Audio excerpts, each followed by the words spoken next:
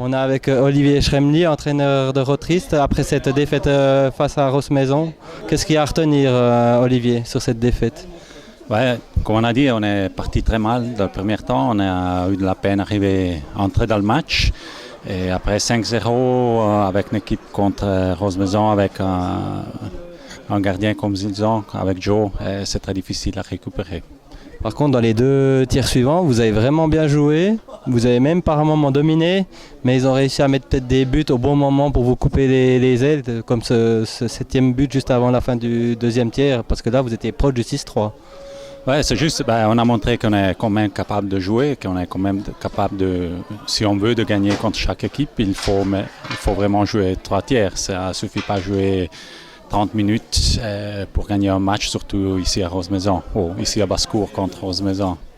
Il y a quand même du positif parce que vous perdez 5-0, mais vous restez quand même dans le match, mis à part c'est peut-être ces 5 dernières minutes où vous ramassez encore peut-être 2-3 buts, mais sinon, il y a eu réaction, il y a eu opposition sur 35 minutes, on peut quand même dire.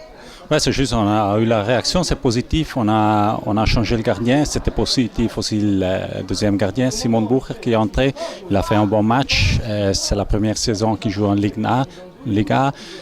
Aussi lui, il a montré une bonne saison, une bonne entrée dans le match, mais aussi lui seul, il ne peut pas faire tout. Et c'est dommage qu'à la fin, quand le résultat était déjà presque fini, on a quand même cassé encore 2-3 buts qui c'était évitable. Tu l'as dit, c'est quand même une belle saison, vous êtes quand même en milieu de classement. Je pense que vous pouvez viser naturellement les playoffs. Vous avez visé sur combien de points pour atteindre cet objectif? Je n'ai pas le classement maintenant, mais on a quand même encore 5 ou 6 matchs, ça veut dire qu'elle est encore très ouverte. Je pense que de la 9e place jusqu'à la 2e place, c'est presque tous encore possible. Mais cette année, on ne s'est presque jamais posé l'objectif d'arriver dans le premier 4. On a dit on joue match après match et on continue comme ça. On ne regarde pas où on est. C'est clair, les playoffs, c'est avisé, c'est là, ils sont là. À titre personnel, là tu t'es retrouvé aujourd'hui comme coach. J'imagine que le coach principal n'était pas présent, il ne pouvait pas être là, ou c'est juste une passation de pouvoir? Du tout. Non, c'est comme ça qu'il s'est passé quelque chose la semaine passée. Pour le moment, c'est moi qui ai repris l'équipe jusqu'à la pause. Après la pause, on regarde. Mais je ne veux pas dire qu'est-ce qui s'est passé. C'est des choses internes un petit peu du club. Mais c'est moi qui ai repris l'équipe jusqu'à la pause. D'accord, donc tu es quand même motivé dans ce job parce que un fan comme toi de Indian Skater, on imagine que ça te fait aussi plaisir de te retrouver peut-être un peu plus sur le devant de la scène et puis d'avoir un peu plus de responsabilités. Tu les prends naturellement.